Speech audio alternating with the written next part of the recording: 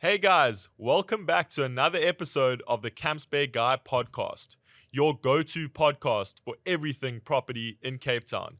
In today's episode, we explore interior design with Rudi Jordaan from Apax Design. I hope you enjoy the show. Welcome to another episode of the Camps Bay Guy podcast, your go-to podcast for everything property in Cape Town. Today we are diving deep into interior design, and I'm so excited to get into this episode because I feel like interior design is so overlooked when it comes to selling a property, and how, small changes could probably boost the value of your property and help you get a better price and help that property present so much better to the market. And I'm so excited because we've got Rudi Jordaan.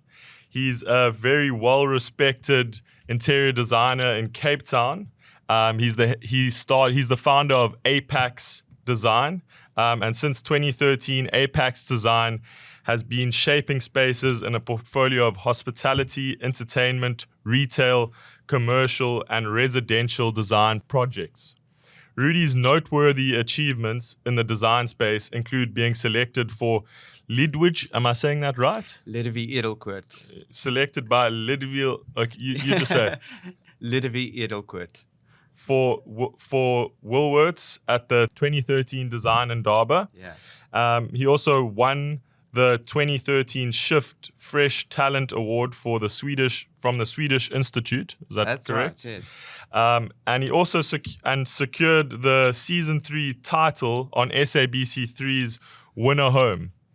Rudi Jordaan's enduring dedication to design education has led to the creation of a bespoke short course at Apax Design. These short courses cater to students, young professionals, or individuals seeking guidance in designing their own environments, reflecting Rudolph's passion for nurturing creativity and expertise within the design community. And we've also got a sweet giveaway at the end of the episode. Thanks, Rudi. So make sure you listen all the way through. So without further delay, let's get into this episode.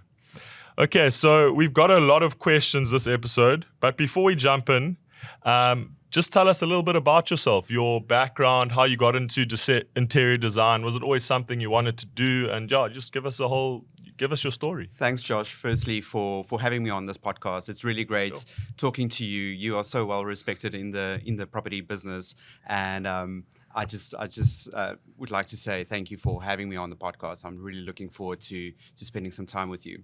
Yeah, I can't believe now that you read that intro, I was like, damn, I've been running my own business for 10 years. It's been quite some time.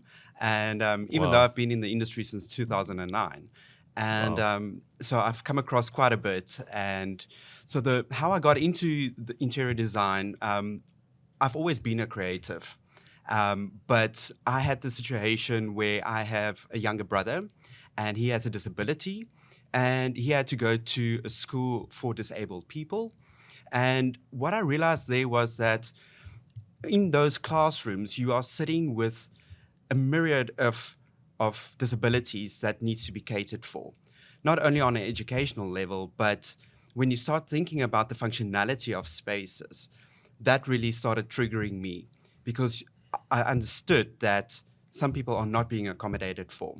And when we refer to that, we're talking about universal design.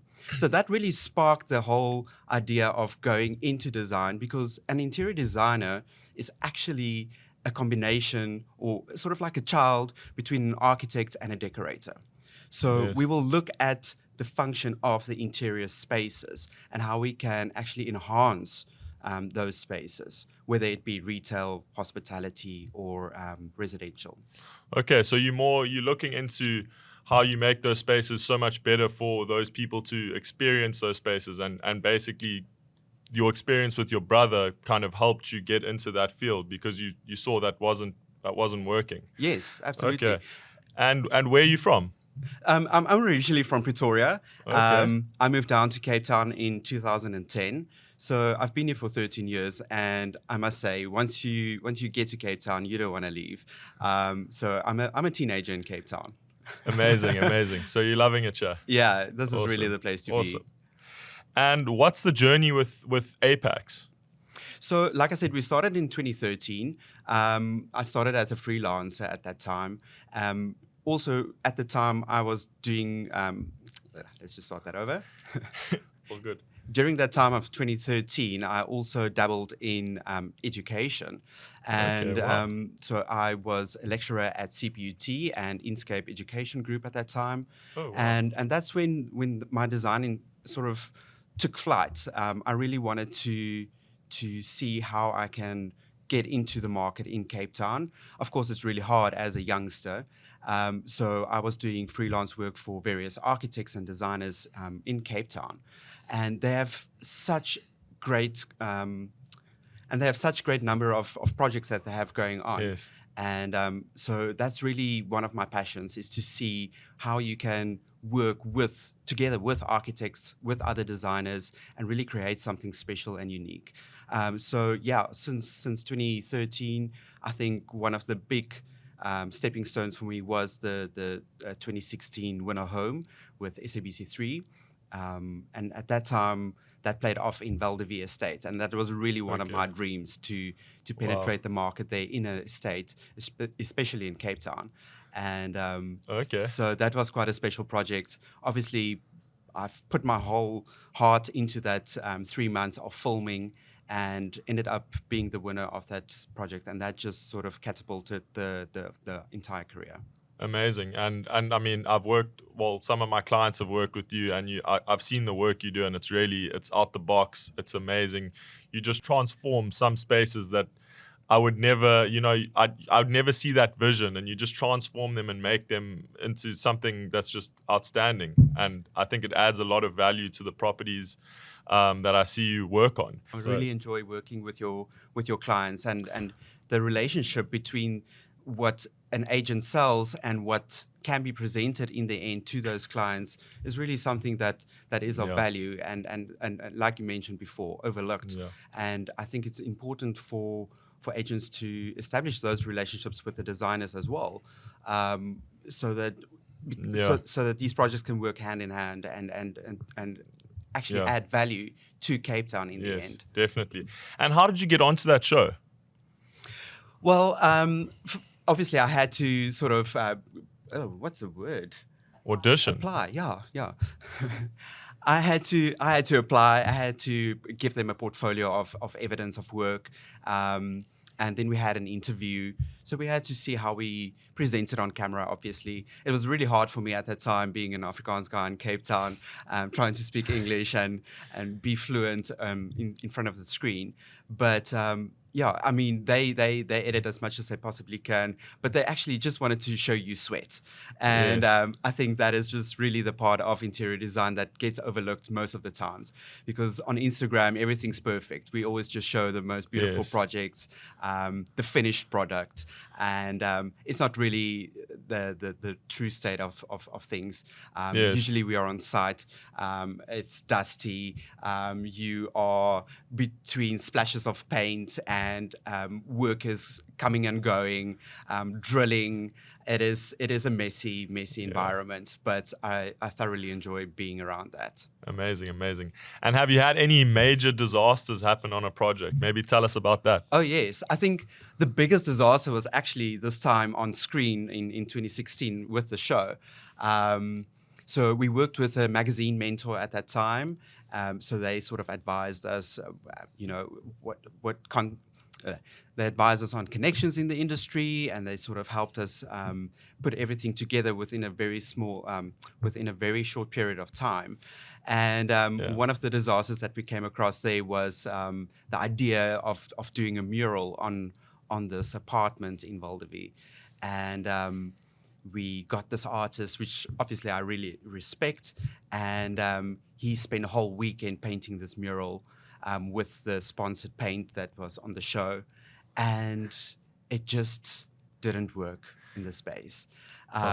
Yeah, and we had to just paint over it after he left. Obviously, we didn't tell him what we were going to do, but I felt so bad wasting someone's time, wasting money, wasting my energy, because I was driving up and down between Cape Town and Valdevie. And what was this mural of? I can't even remember. I think it was like a nature scene. It had birds on trees and branches. It just didn't work. Just didn't work. It didn't work with the style of that development. Yes. And we just had to change it to speak more to the nature and the environment that this apartment was positioned in. Amazing. And did you get angry? Of course, I was frustrated because all that time and money and energy is lost. Yes, you can't get that back. But I think that is the value of an interior designer and experienced interior designer, because they've paid their what's the word? The design fee, or no, they've paid the dues already. Yes, they've gone through the trouble of things, of trial and error. Yes. And they can come to the table with that experience, knowing what is going to work and what is not going to work within your given space. It's great to come with your ideas. We love having your ideas presented to us as well. But we have to work with the things that are going to work for that space so that we can enhance that space. So what are the best projects that you do, the projects where a client will just say, this is the budget, this is what I want to do, you go ahead and do it, and I want to just see the final product? Absolutely. I think it's always better for the designer to know what the constraints are from the get-go, because that creates the framework for the project. And I really pride myself in keeping within those frameworks, because it is a guide for both the client and the designer to actually see, what are we meeting and where are we coming short. So yes, money is always great to have, but so are the projects with budget constraints, because it really makes the designer think about how they can be creative with that money. This podcast is also sponsored by Home Loan Junction. Home Loan Junction can get you finance on any of your property deals, even if you are a foreigner, and they really work in such a quick and timeous manner. From the first moment I met Erica Fenter from Home Loan Junction, I knew that they were the people I wanted to take care of my clients, just because of the professionalism and the way that they just stay in contact. So if you're looking to finance your next property purchase, please get in touch with them. Their details are below. And they're a great service provider. Thank you, Home Loan Junction. Yes. And that is really the tricky part. So those are the best projects where you've got a bit of constraints on the budget, and you've now got to really be creative to come up with something amazing. Oh, absolutely, yes. I mean, I can just go into a shop and buy things that are ready made and done, just from one supplier. That's not what we want to do. We actually want to combine from various suppliers and manufacturers, and also create custom design. That is what we pride ourselves in as interior designers. Custom design, so that we can make your project special. And for that, we unfortunately need enough time, and sometimes we can wangle the budget to make things work in your favor. Yeah. Thanks so much for sharing a little bit of background about interior design and your story. I think it's a very inspiring story, because you've come all the way to Cape Town. You didn't know what was going on here. You had the vision of your brother, and what he needed, and that inspired you to get into the space. And you're also in the education space, which is such an amazing thing. And you're trying to teach people how to do interior design properly. Absolutely. I think during my time when I arrived in Cape Town, I didn't have any mentors in Cape Town. And, it's really important for me to foster the new generation of designers as well. I really want to instill that passion within them, so that they can really take it forward and create change, because that's what it's all about. Creating wealthier people, healthier people, all through their interior spaces. Amazing. So let's get into the next sort of bit of the show. I want to chat to you a little bit more about the trends that we're seeing at the moment. Obviously, from what I've seen, selling properties in Cape Town, and the newer developments are going for more of the earthy tones, the oggy wood flooring, that sort of vibe. But I think we're losing a little bit maybe of the contemporary stuff, the older style. What are the trends now in Cape Town that you're seeing and that most people are going to, and what are you enjoying working on? It's a tricky question because I'm pretty sure you know with the real estate that you get clients with various tastes, and they will be quite specific when they come to you asking for a specific style of project or specific style of house or property, and it's your job to then find that particular style, and it's hard when you have limited stock. So when it comes to trends and what works and what doesn't work, yes, neutrals will always work best when it comes to developments because then you can always add your touch. But when you look at the price point that it's selling at and what still need to be added to make it personal space, that is the tricky part because that buyers don't necessarily always allow enough budget, especially after transfer costs and all of that, to add to the space. Yeah. So definitely. to find a move-in ready home is really hard. And when you mention our character, for example, of older buildings, that is a charm. I really like that personally. Yes. And that is something that you can combine with a very contemporary design as well. I like to mix things up a bit, but it's hard when you have no bones and you need to add flesh to it. It's just going to fall flat. Yeah. And so what are you seeing in the market now? Where are people going? What are people more drawn to at the moment? What are the trends? Well, definitely the contemporary styles. I think color is definitely something that can be looked into for the coming year. And I think when it comes to property and property value, you want to add fixtures. You want to look at your fixtures. Okay. Spend your money on that. Something like stone tops or composite stone, that will always add value. No one can take that away when they sell that property. That value remains there. So aside from the personal touches, look at the materials that you are going to use that are going to remain, the immovable property. Stone tops, your flooring choices are very important. And then you can mix materials. People are very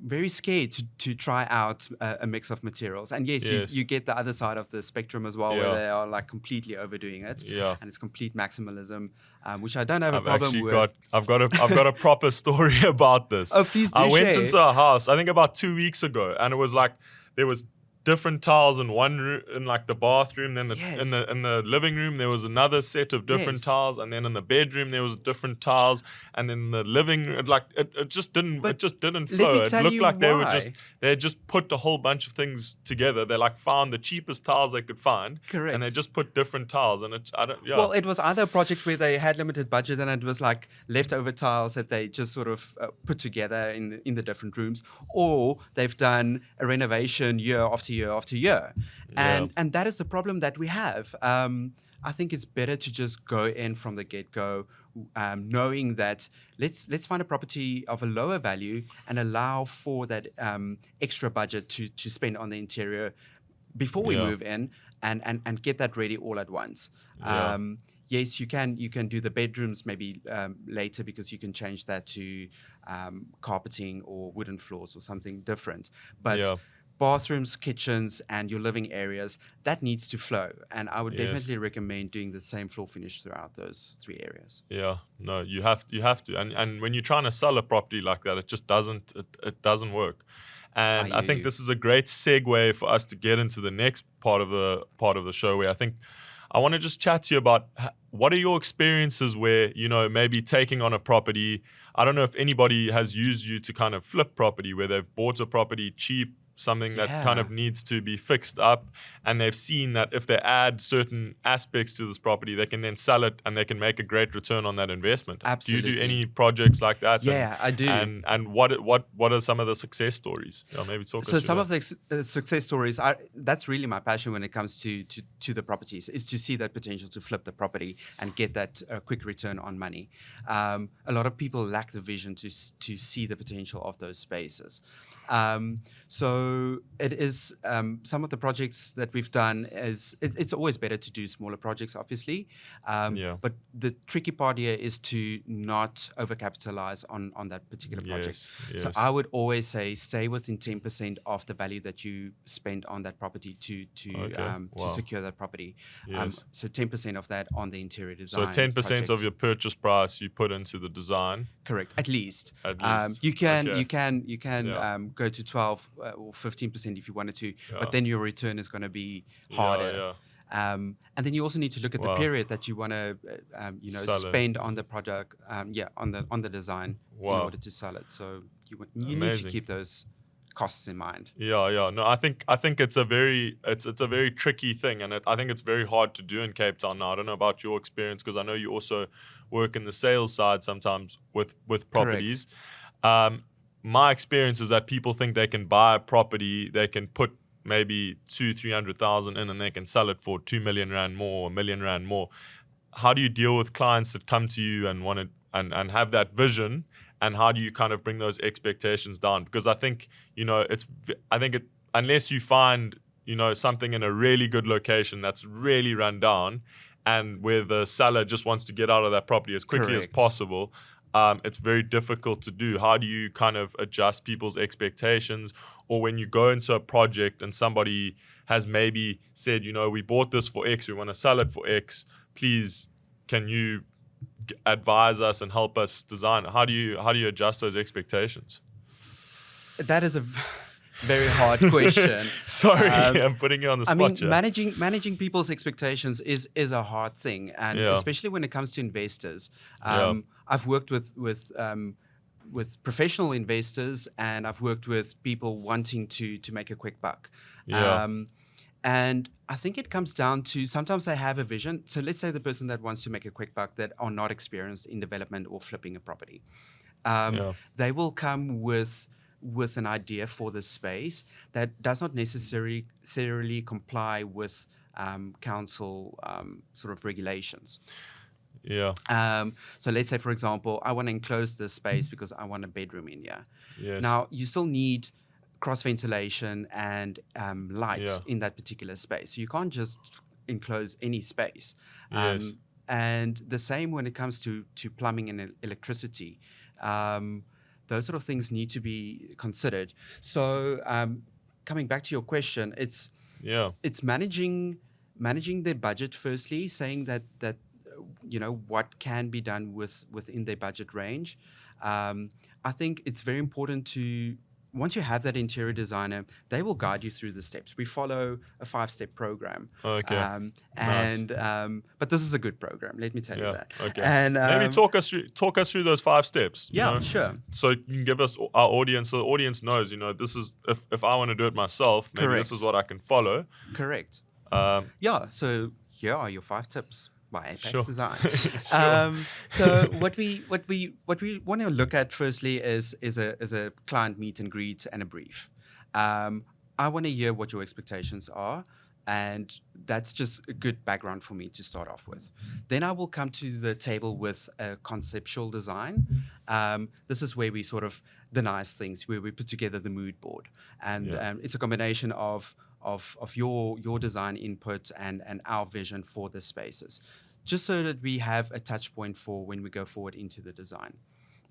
So we will look at materials that you like or dislike, colors that you like or dislike, maybe some cool design trends that we really want to make use of for that space. Let's say a kitchen island, for example, or painting your roof trusses, exposed roof trusses. That's always a good reference point. And then we go to the third step, which is the design, which takes quite a bit of time. And there we need to spend time on the actual spaces and the drawings, the space layout, the furniture layout. We will look at repositioning of plumbing, electrical layouts. So usually we would change some of the lighting, some of the light switches and sockets. So that will really give us the foundation of the design, and then we can start tweaking it. And once we have that blueprint, we can go Yes. into the fourth step, which would be procurement. Okay. And that is when we start placing orders, start manufacturing on custom-made items, and that usually can take up to 8 weeks, so 6 to 8 weeks. Wow. So that is something that really gets overlooked, especially in the end of the year when we get closer to Christmas. Everyone wants to have their home ready for all their guests arriving, and they Yes. only wake up in October or November and give us a call. It is too late, unfortunately, for us to start this 5-step program. This podcast is sponsored by Van Zyl Kruger Attorneys. I've been working with Van Zyl Kruger Attorneys since I first started 2.5 years ago in the real estate industry, and they're just amazing. They take my calls whenever, whatever time, on the weekends, late at night, when I have a deal I'm trying to get over the line and I can't answer a question for a client. They will help me with all the technical, legal stuff. And Eberhard Kruger has been my number one supporter since day one. So a big shout out to Van Zyl Kruger Attorneys. If you are looking for a transferring attorney to help you sell your property and get your deal over the line, they are definitely your go-to attorneys. Thank you so much, Van Zyl Kruger Attorneys, for sponsoring this podcast. Yeah. And then the last step would be our sort of installation. Yes. And here, some of the services that we do, or one of the services that we do at Apax, is a turnkey service. And Okay. that is something that you've experienced firsthand, where Yes. we follow all these 5 steps, and we manage the entire design on site, and we make sure that everything gets done to the point where I put the roll of toilet paper in the bathroom, fold the Sure. towels, and make sure that whoever's going to turn the key next, is ready to move in or stay overnight immediately. Wow. That's an amazing service. So if you, let's say somebody's taking over to run an Airbnb or something, once you're done, a guest can literally move into that Airbnb. The sheets are on the bed. Correct. The toilet paper's in there. Already. The cleaning products are ready. That's Man, right. That's yo. right. I make sure that, Yeah. that the entire house gets cleaned as well. Wow. But That's you amazing would need service. to understand, with an Airbnb, for example, you would still need to photograph at that point. Yes. And then yes. uploading those photographs to the platforms for Airbnb bookings. So that Yeah. could take up to another month or so until you Yes. have someone move in. But usually with the owners, I would give them the first opportunity to come stay in the apartment Yeah. or house straight after we've completed the project, so that we can run through all the snags that still needs to be Yes, completed yes. as well, because there's something that I might have overlooked, or we find out that the shower water pressure is not right, because Yeah. I'm not, during the process of the interior design, I'm not going to have a shower in your shower. Yes. So that's something that only a guest can give yeah. you feedback on, and that's something that you can then address. So from what I'm understanding here is there's so much more. I mean, me going into this, what I understood interior design to be was, more the furniture and furnishings of the property. But from what I understand of what you're telling me is there's so much more to interior design than that. You've got sometimes even construction, knocking out walls and things like that. Correct. And you're working with an architect. Yes. And what are your experiences with that? But most importantly, what are the regulations and guidelines that, if somebody wants to do something major to their property in Cape Town, what are the steps they need to follow in terms of getting approvals and things like that? How do you approach that side of things? I'm so glad you touched Yeah. on this point, because it's so important to let people know that, especially with interior design or changes, internal changes, when it comes to changing the flow of spaces and you knocking out walls, it's important that the designer points out which are load-bearing and which are non-load-bearing walls. And usually what I also do with my projects is to get an engineer on board, because they would need to Okay. sign a report that either goes to a body corporate to show that we've done our homework, we know what we are going to do, and that it is safe to break down that particular wall or move something or add something. Wow. And that only forms the basis of the whole council submission that needs to be done as well on extensive renovations. Okay. A normal decorating job, that's fine. You don't need approval for that. Sure. Council approval needs to be looked at when you're changing water points, adding toilets, for example, and changing a kitchen, or adding bedrooms, flow, lights. Those are things that we really look at and advise on. Amazing. And yeah, thanks so much for all of that. I mean, I've learned so much in this episode. And yeah, I think one last question that I just want to ask before we move on to the next segments of the show is, what are the small things, if you've got a really tight budget, what are the small things that you can do to really make your space look amazing? And let's say you're you're someone that invests in Airbnbs and you want to get the most out of your Airbnb, but you've got a bit of a tighter budget. What are the first things or the basics that you would do to make that, to enhance the space and make it look more valuable so that you could get a higher price on Airbnb, for example? Finally, an easy question. So I'm pretty sure we're all familiar with Marie Kondo, where she did the decluttering of spaces. And that is the most valuable thing I can give away that I can give to your listeners today. Declutter.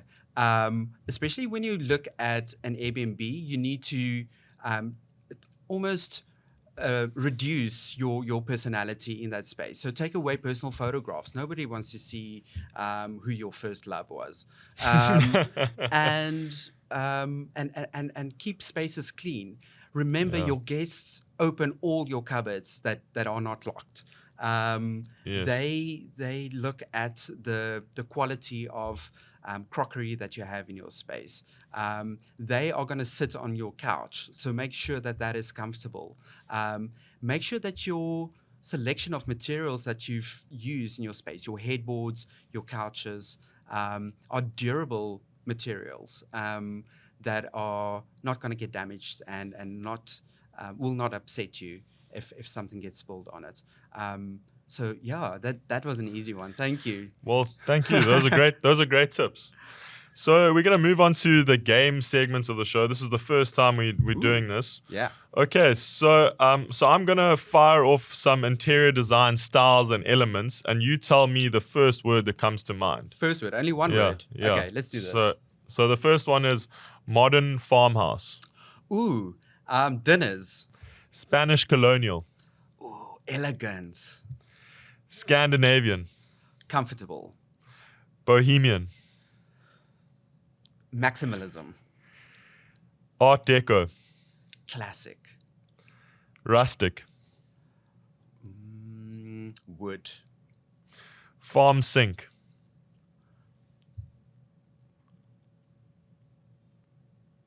Man, this is tough. Okay, I thought it would come easy. I would say comfort. Comfort. Okay. Parquet. Sea Point.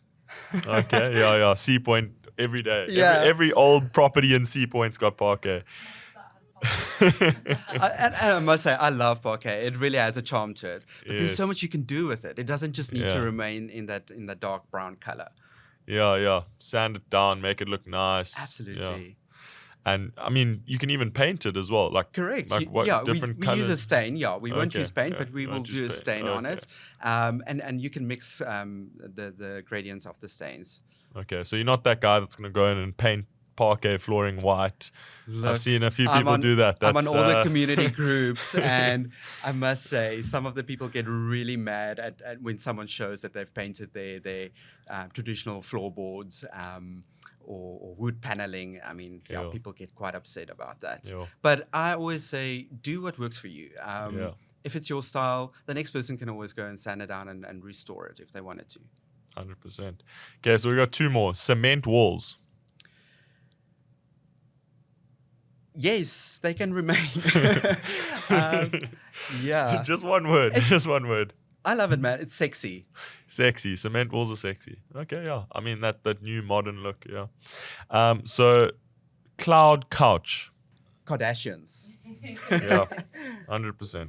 Okay, so we're in the last sort of segment of the show, and this is the Ask the Agent segment where we ask our audience what they would like to hear from you. So Brilliant. what questions they have for you and they'd like to hear you answer. Brilliant. So this is coming right from the audience.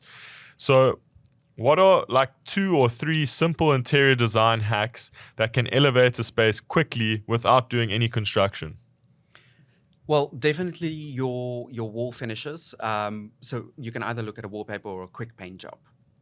Okay, great. Do people often buy the house with the furniture you have picked? How does it work with renting furniture for an open house? Yeah, so I think when it comes down to property sales, the owners will usually tell you that we will discuss the furniture at a later point. Yeah. So it all depends on the nature of where they are moving to. They might want to take everything with, but a lot of people are downscaling or they want to start Yes. afresh. So when it comes to that point, the seller will dictate whether or not they would be interested in some of the furniture. Yeah. So yeah, it really does help a lot to Yeah. have a proper furnished space because it just sells. Everything Yes. works. Everything has been thought about. That's very valuable. Okay, awesome. And do you guys do staging as well for like? We don't. Yeah. I've considered doing this as a business as well on the side. It is just so capital intensive. Yeah. Unfortunately, you can't have a storeroom filled with couches and pick and choose as you want to go. Yeah. Each space will dictate what shape and size and style will work in Yeah. that space.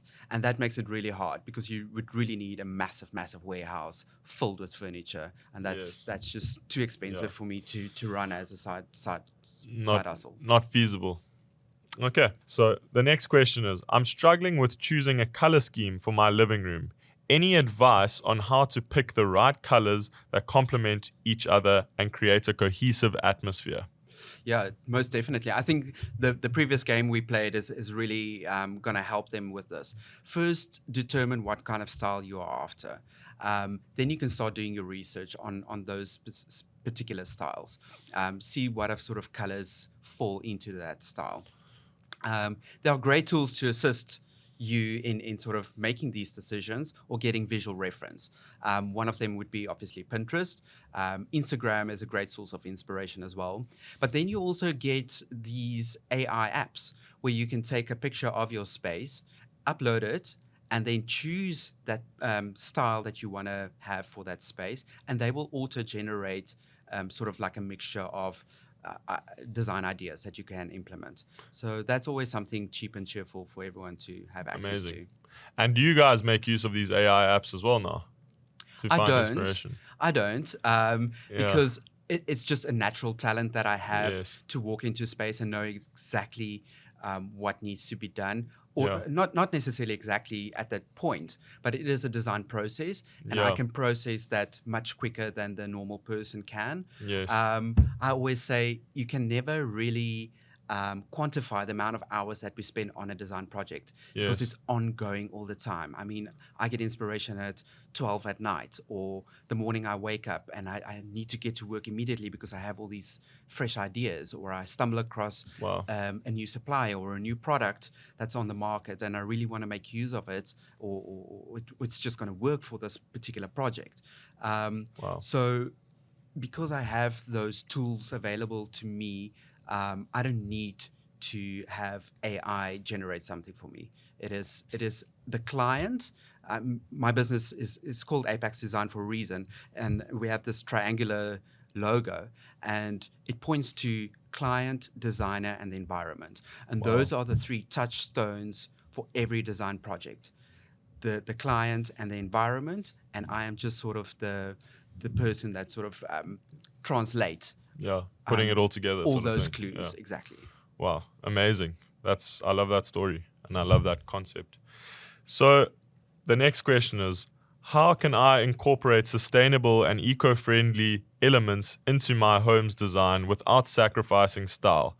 Any favorite eco-conscious materials or practices you recommend?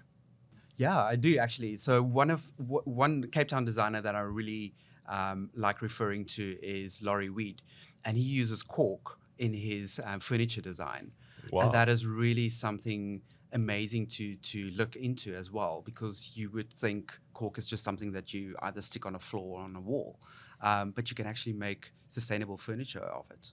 Wow, that's amazing. Yeah, I love cork. And if you go to, I don't know if you've ever been to Portugal, and you see all the stuff they do with cork there. It's Absolutely, crazy. it is such a great material to have because it is a green material and it's absolutely amazing to use. So that's one thing that the person can look into. Other sustainable materials, it's just materials that will last. Yes. So go with durability. I think composite stone is great. So it's a combination of natural quartz into a resin, and that durability for that particular material will last you years. Wow. The next question is what's in for 2024 and what's out for 2024? Well, okay. So I think we saw in 2023 that pink was huge, and I think that will still be around for a while, but I would say that is now out. I think what that brings us to is color, and don't shy away from exploring with color. Go wild. You can mix any bright color, and it will really just elevate your space. I think that answers both questions. Amazing. Color, and when it comes to furniture, I would definitely say a more comfortable style is really of importance. So always just refer back to that. So last question. What is good to splurge on and what is good to save as a young adult purchasing an investment piece that they can take with them through rentals and eventually a bought home? Yes, that is a great question, because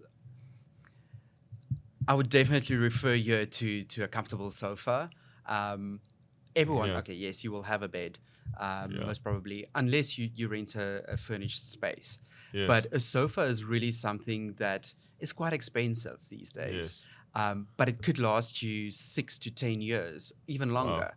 Wow. Okay. So really, really rather look at investing in a furniture piece like that. It also depends on the kind of person you are. If you are an entertainer, why not a dining table or dining chairs? Dining chairs they've become so expensive these days. So sure. So really make sure that you spend money on quality rather than just filling a gap. Yes. Okay. That helps so much. So guys, we promised you a giveaway at the top of the show, and we are so grateful to Rudi and Apax for our first ever listener giveaway. So we are giving away a 10% discount on Apax's DIY course. All you have to do is follow the Camps Bay Guy and Apax's Instagram pages and tag someone in the comments who loves interior design.